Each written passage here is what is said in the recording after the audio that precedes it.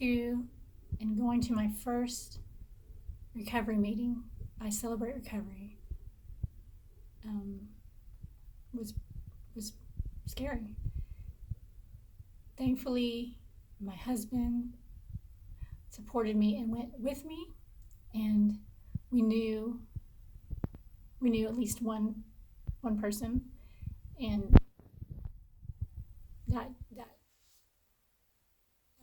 a pretty good deal breaker. I know if I was to, I mean, I just imagine that if I was to go by myself, which a lot of people have to do and have done, I mean, just kudos, kudos to you, brave soldiers. Those of you who walk into a meeting room for the first time by yourselves, and you don't know if it's all going to be strangers or what.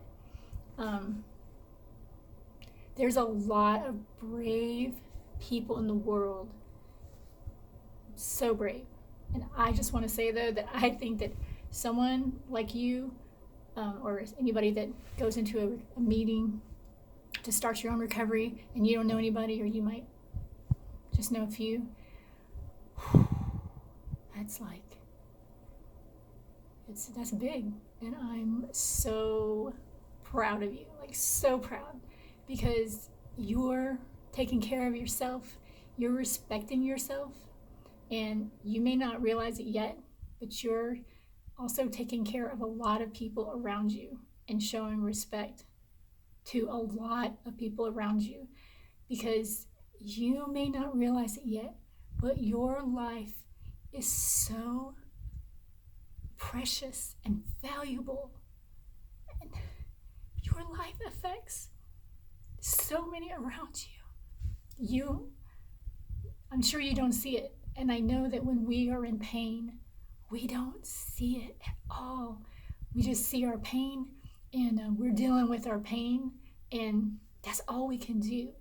So when you walk into a recovery of any type of situation, counseling, a small group, your pastor at church, a friend that you're telling for the first time, or an organized meeting, a little hair right there, you see that? Can't pull them out because they grow back. 2 gray ones, yeah. So yeah, I'm just so proud of you.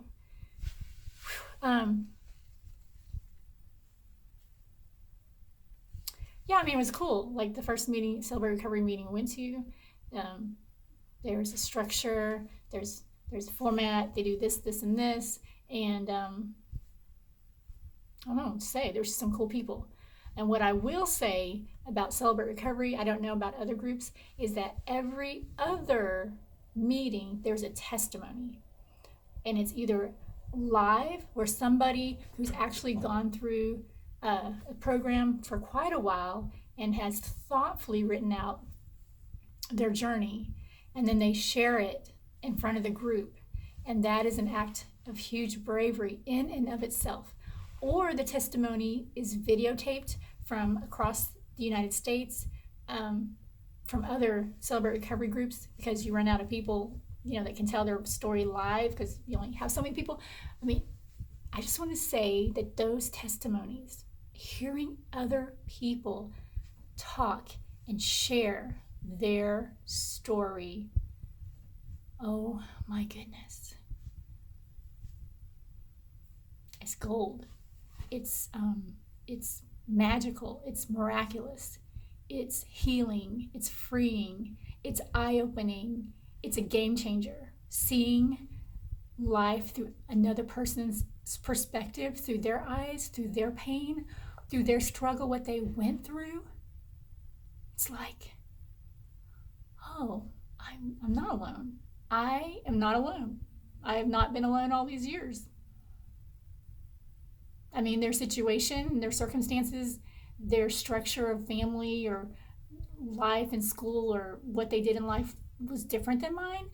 But oh my gosh, like their heart issues and their mental struggles they were having, same.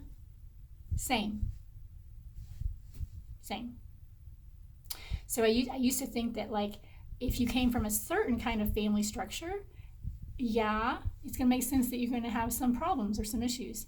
And what I realized, without, again, I don't have to name any examples.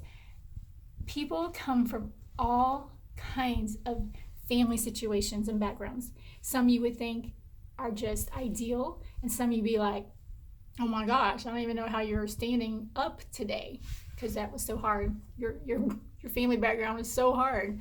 It didn't matter. That blew my mind. I thought that if you had a nuclear family, that everything was intact like that, that you were like good. And I didn't realize until these Celebrate Recovery, these testimonies, it could be testimonies from AA too, I don't know. I just didn't realize it, like, man, we all struggled with the same sense of shame somewhere along the way. We felt shame. We felt like on the outside, we felt we didn't measure up. We felt like this driving sense of like something's wrong with me. And usually it started happening in middle school or junior high and high school. And we all did the same thing. Like we tried to medicate that pain. We tried to numb that pain. We tried to distract from that pain. And we were all the same. And that's a really cool thing that I started learning quickly through Celebrate Recovery, by hearing other people's stories. I cannot like lift that up enough, is hearing other people's stories and their journey, and the fact that they may have started somewhere and then went down really fast, like down slowly into an abyss, but then to hear the turnaround. There was always a turning point. Okay, and I'm gonna